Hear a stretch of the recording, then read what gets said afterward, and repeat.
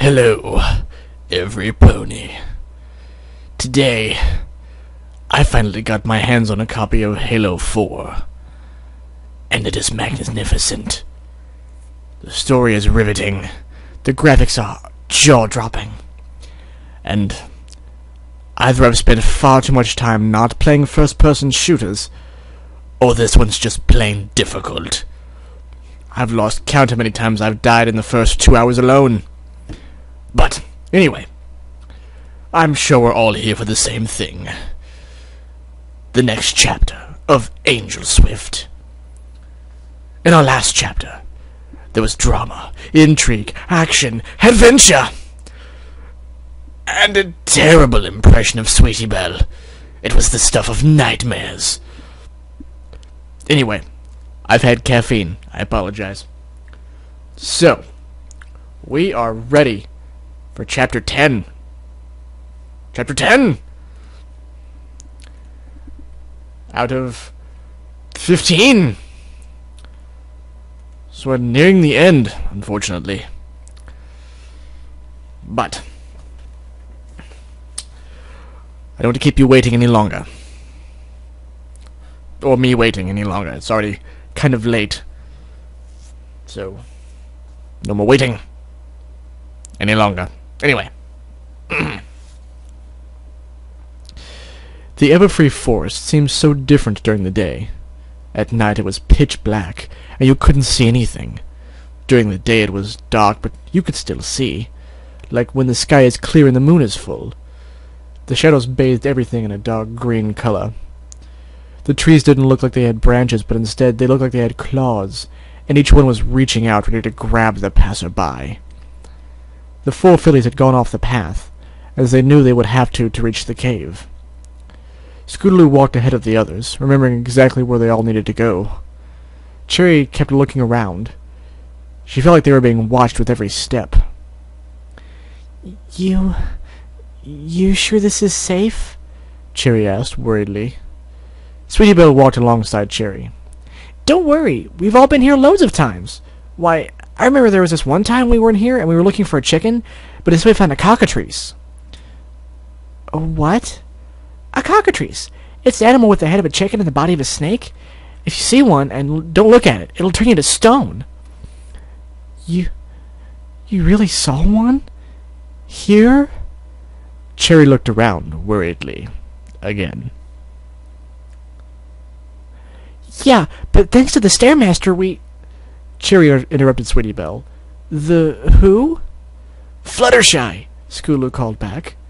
She's got the most awesome stare, and she has stared down that cockatrice and it ran off like a baby. Fluttershy did that? Cherry couldn't believe some pony as nice and gentle as Fluttershy could ever be intimidating to any pony. They kept walking along and soon came to a stop. They had reached a swamp in the forest. The sky could be seen here, and was lighting up the area in a gray light. A lot of clouds were floating over the sky here. The Pegasus ponies didn't control the weather over the Everfree Forest, so it was left to move on its own. The ground was thick with brown, muddy water.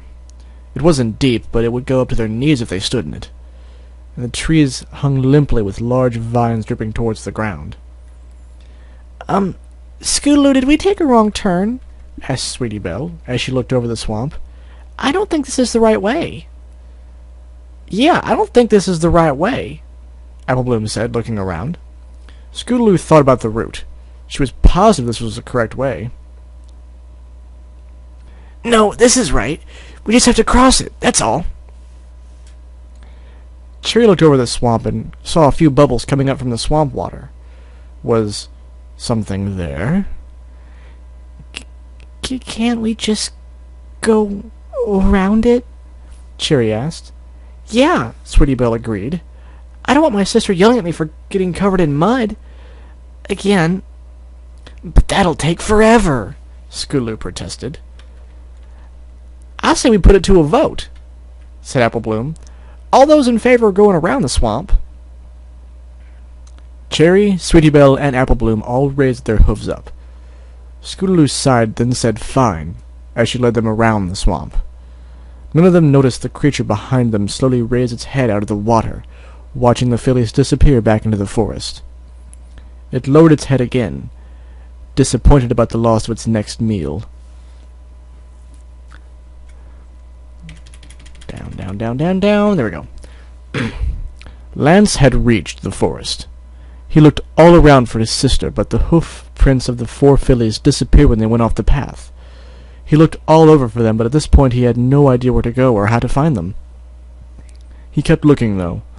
Lance repeatedly called out to his sister, but was met with silence each time. "Where are you, Cherry?" he kept asking himself. He came to an area of the forest that had a steep drop in it. The girls wouldn't have gone this way, he thought to himself. The fall could hurt them. He turned back, positive they wouldn't have gone that way, and soon found himself back on the path. He wasn't sure which way was back home. He'd gotten himself lost, but he didn't care. His hooves were aching from so much running on uneven ground. He went off the path again, heading the opposite direction. He wouldn't give up, not until he found her.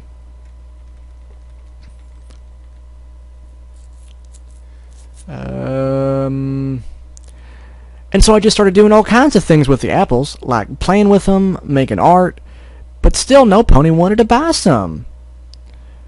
The 4 fillies laughed as Apple Bloom told her story about how Applejack let her help run the apple cart at the market one time. We all remember that one. Well, I didn't put those in my bag. Sorry. Anyway. Cherry loved hearing her friends talk about the stories of their own lives. It distracted her from her own thoughts, like being in a scary forest, for one. She looked around as Apple Bloom continued to tell her story, and then she saw something. There was a beautiful, large patch of blue flowers, sitting together in a bunch. There were hundreds of them. Cherry walked away from her friends without even realizing it. She was standing right next to all of the flowers, imagining how pretty they would look in her house. Cherry bent down to pick one up so she could bring it home with her. Suddenly she felt someone grab her from the side and throw her to the ground.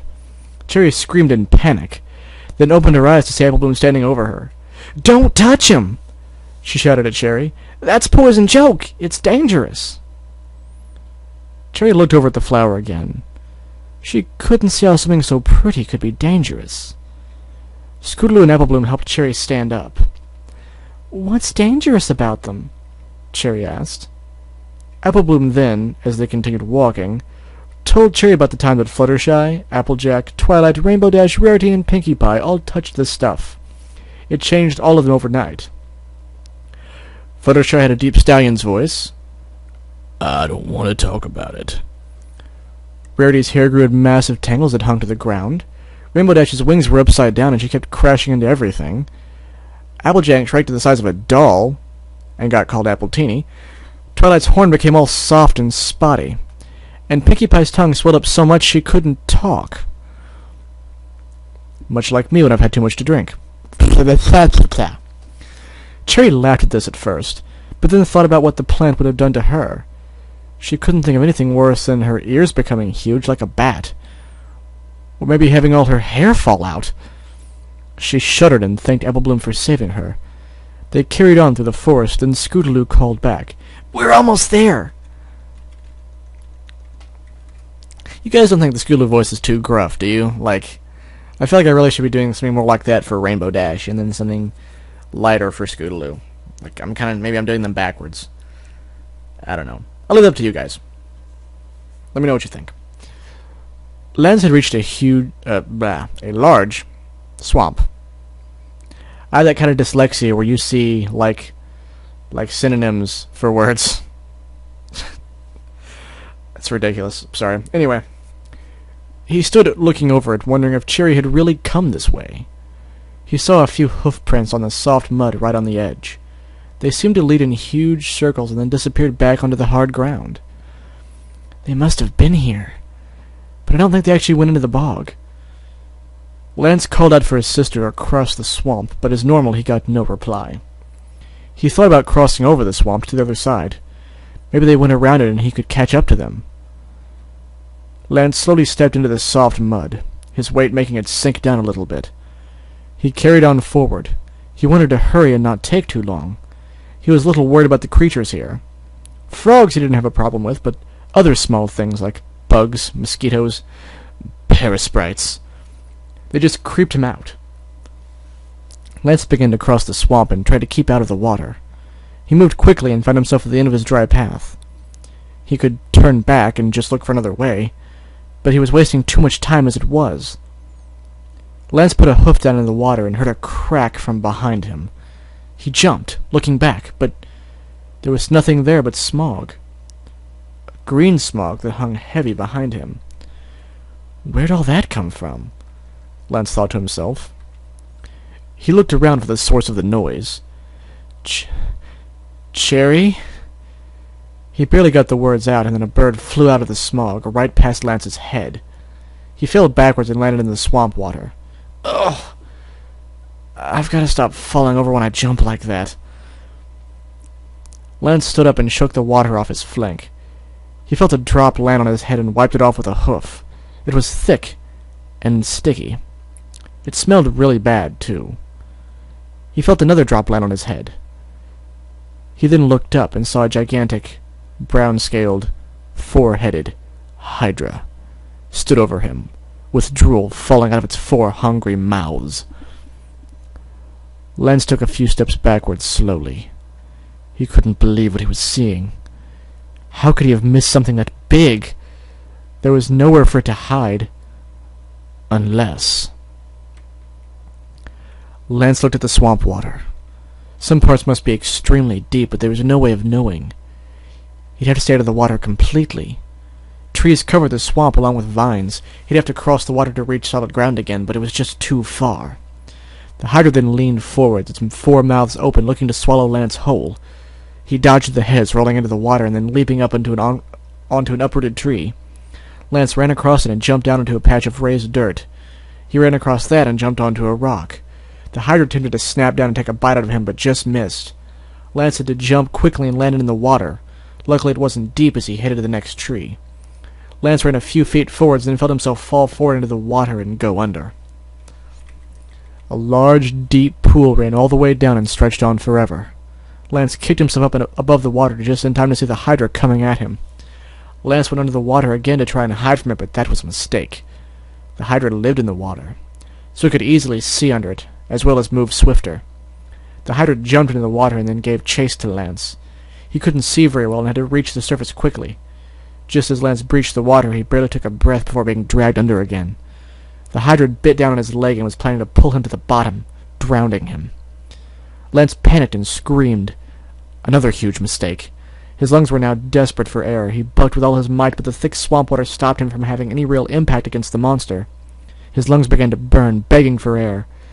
Soon he'd have to breathe, and the only thing his lungs would take in is thick lumps of slimy swamp water. Lance did the only thing he could think of. He jammed a hoof in the eye of the hydra, and it let go enough so they could get free and swim to the surface. Lance took in a gasp of air, and another, then swam for the edge. The hydra was right behind him again. One of the four heads was half blinded, but that was now the most vicious, wanting to no longer toy with its prey. It lunged forward, and Lance felt hard ground beneath his hooves. He jumped up and rolled forwards. The hydra slammed headfirst into the ground, just under the water's surface. Lance saw the neck buck and wiggle. It was stuck. Lance ran as fast as he could over the water. The hydra tried to give chase, but with one of its heads stuck in the ground, the other three heads couldn't move. Lance made it to the edge of the forest and disappeared amongst the trees. The hydra's roar could be heard for miles around as once again it would go hungry tonight. Lance felt the adrenaline drain from his body. He was shaking all over. His lungs hurt. He struggled to catch his breath. His back leg hurt from where the hydra had bit down on it. Head to tail he was soaking wet, filthy, and stank of the hydra. He wanted to lay down and sleep, but if he did, who knew what would happen to him? He felt like he was on the verge of passing out anyway. He had to keep moving. It hurt to walk, but he had to. He thought of Cherry being in this forest and remembered that she was still out there and needed his help. He pushed forward and kept looking for her.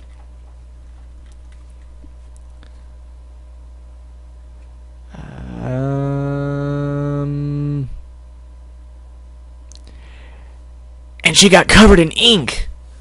The fillies all laughed together. They were talking about Diamond Tiara's most embarrassing moments, which they all got a good laugh out of. Cherry would have loved to have seen these moments, especially when she was forced to dress like a rabbit and hop over watering cans singing. The walk in the forest had been pretty uneventful for all of them. Cherry had been scared a few times, sure, but as long as her friends kept her mind from wandering, and she just focused on their stories, there wasn't a problem.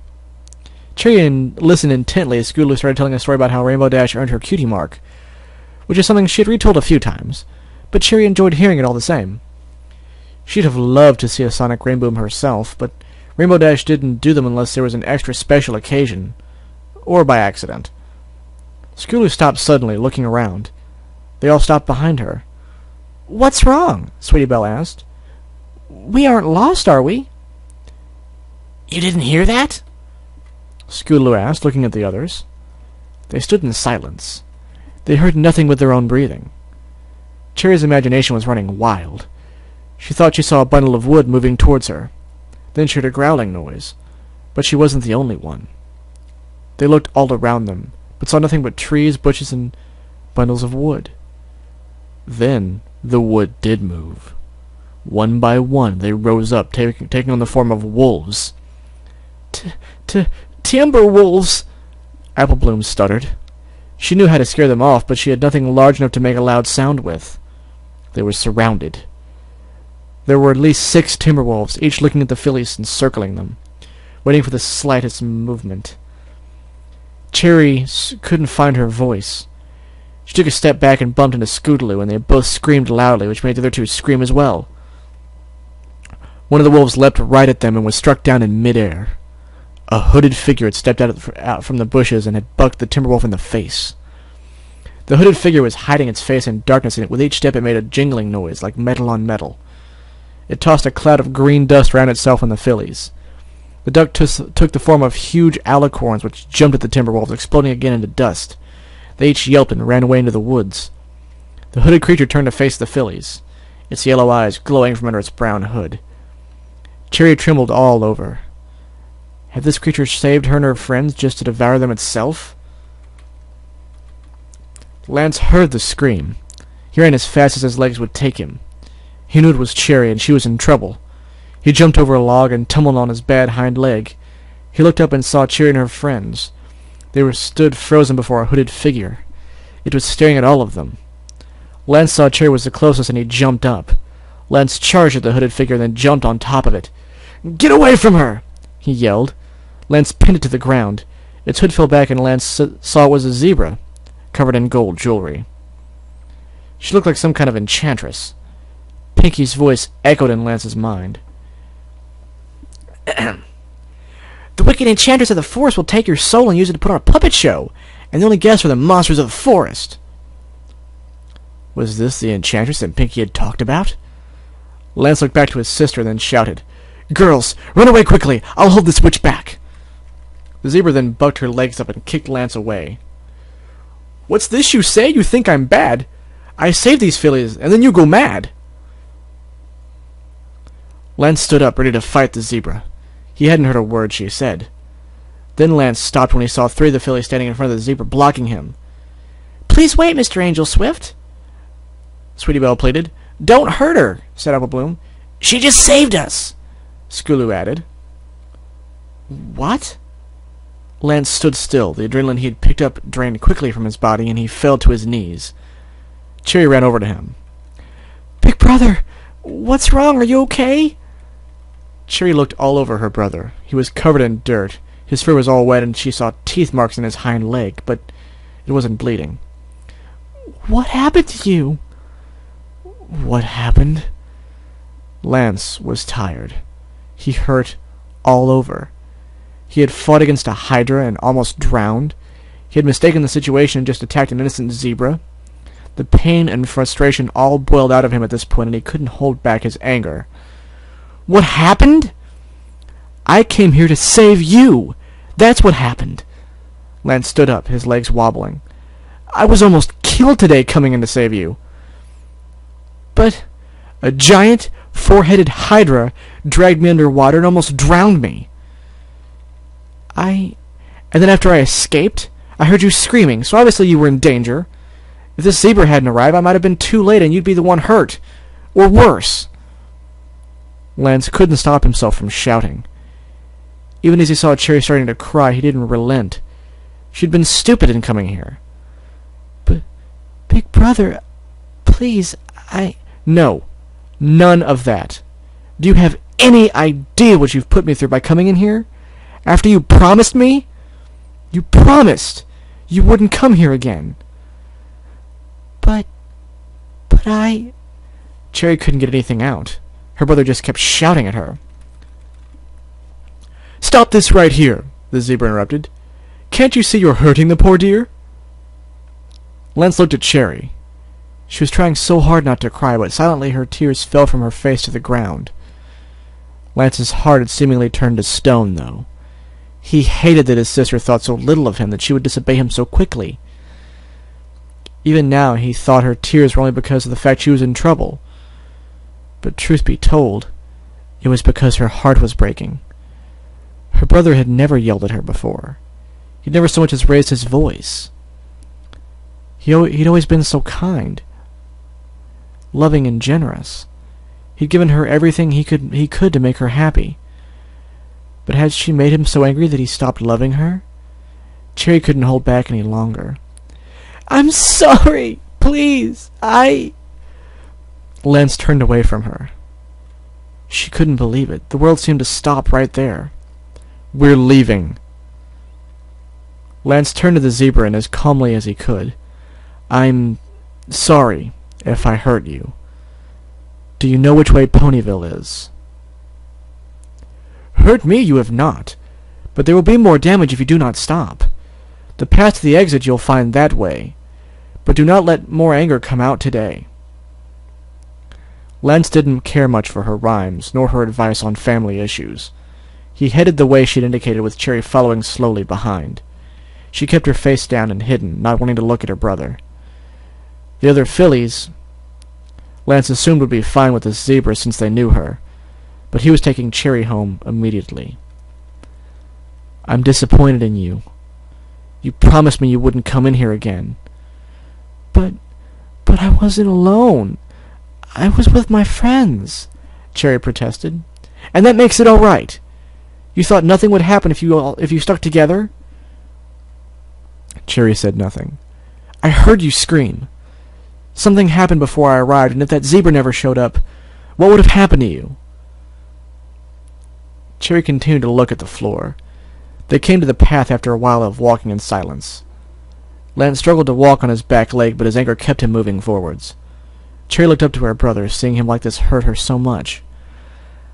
"I'm sorry," she said with all her heart. "Well, I guess that makes everything better, doesn't it? Look, my leg is all better now, too." "Oh, wait, it's not." Cherry flinched as he shouted at her again. Lance didn't notice it, but Cherry hadn't been so scared since the last time this... Alright, let's try that again. Lance didn't notice it, but Cherry hadn't been so scared since this last time she was with her father, when he was standing over her with his hoof raised, ready to hit her. Her big brother would never hit her. Would he? Lance was shaking all over. A small voice in his mind told him to calm down, but he completely ignored it. I thought it would be okay with my friends." Cherry was really feeling heartbroken.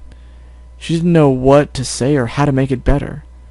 "Well, maybe you need some better friends who aren't so stupid as to bring you into a forest full of monsters." But... Cherry couldn't get the words out, and nothing would have prepared her for what he said next. "From now on, you are not allowed to see them ever again. You got that?" Cherry thought she misheard him. "What?" Lance stopped and pointed back into the forest where they came from. "Those three. You are not allowed to talk to them, play with them at school or after school, or see them ever again. Got it?" Cherry couldn't believe it. This hurt her far worse than anything. They were her friends, her best friends. You can't! You can't!" Cherry shouted back at him. "I can. In fact, I think you'd be better off if I just pulled you out of school altogether." Why? Cherry screamed at her brother. She couldn't figure out why he had become so horrible. Because you need to learn to do whatever you're told to do. Cherry had tears streaming down her face as she saw her brother in a whole new way. His anger, the way he was trying to control her, ruining her life. He was just like her father. She turned and ran down the path as fast as she could. Lance shouted at her to get back immediately, but she was gone before he had a chance to try and chase her.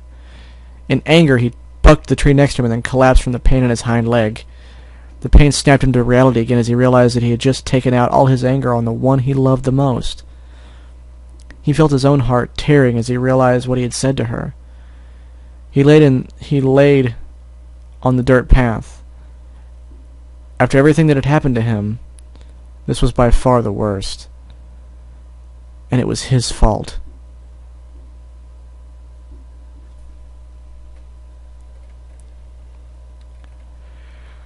Wow, what a way to end Chapter 10. I would imagine most of you did not see this coming. Admittedly, I didn't either. So, wow.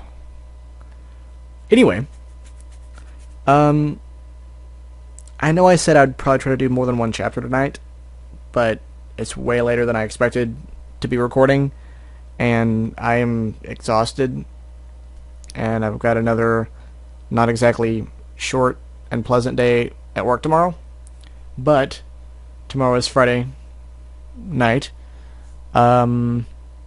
I have one thing planned with some friends, and then I'll be home, and I have Saturday night as late as I want to record. So, thank you all for listening. Don't forget, I'm totally interested in some feedback, especially on the Scootaloo versus Rainbow Dash voices. And yeah, thank you for listening, and I guess I will see you next time.